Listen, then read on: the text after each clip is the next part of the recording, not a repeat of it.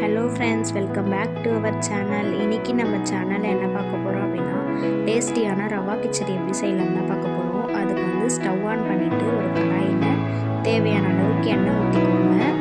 எண்ணெய் நல்லா காய்ச்சதுமே அதில் வந்து பட்டை, லவங்கம், கிராம்பு இது எல்லாத்தையும் ஆட் பண்ணிக்கோங்க.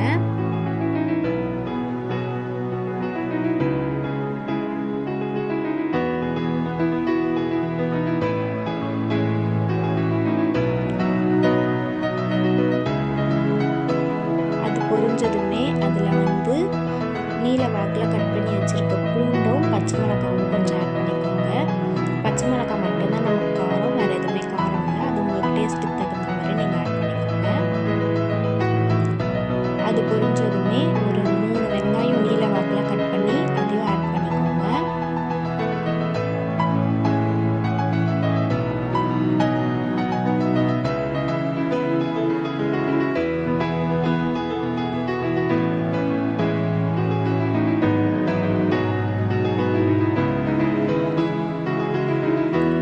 வதக்கிட்டுக்கோங்க. வெங்காயம் நல்லா ஃப்ரை ஆகட்டும்.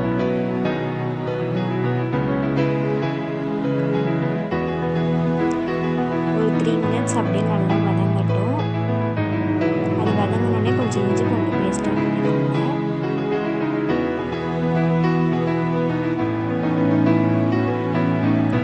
ஒரே ஒரு தக்காளி நீல வாக்கில் கட் பண்ணி அதையும் ஊற்றிக்கோங்க.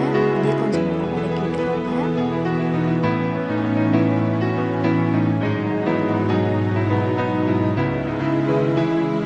கூட உப்பு ஆட் பண்ணிக்கோங்க தேவையான அளவுக்கு. இப்போ தக்காளியெலாம் நல்லா வதங்கினோடனே உங்களுக்கு தேவையான வெஜிடபிள்ஸ் எல்லாமே கட் பண்ணி ஆட் பண்ணிக்கோங்க. கேரட்டு, பீன்ஸு, உருளைக்கிழங்கு, பச்சை பட்டாணி எல்லாம் அதுவும் ஆட் பண்ணிக்கோங்க.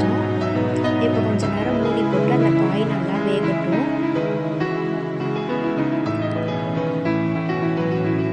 இப்போ காய் வெந்ததும் இப்போ 1 கப்பு ரவை எடுத்துருக்கீங்க அப்படின்னா 1 கப் அளவுக்கு தண்ணி அளந்து ஆட் பண்ணிக்கோங்க.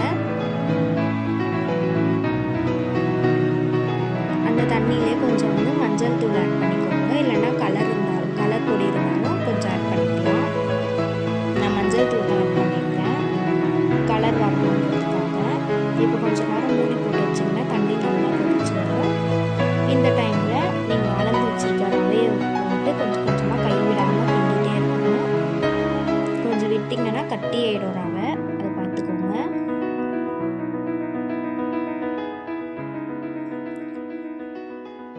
இப்போ இதுலேயே வந்து நம்ம பொடி பொடியாக நறுக்கி வச்சுருக்க புதினாவையும் கொத்தமல்லியும் ஆட் பண்ணி மிக்ஸ் பண்ணிக்கலாம்.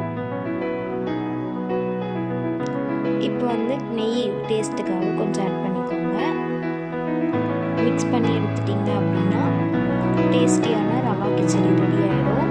நீங்களே ட்ரை பண்ணி பார்த்துட்டு எப்படி இருக்குன்னு கமெண்ட்டில் சொல்லுங்கள். இது கூட சட்னி, சாம்பார் எது வச்சு சாப்பிட்டா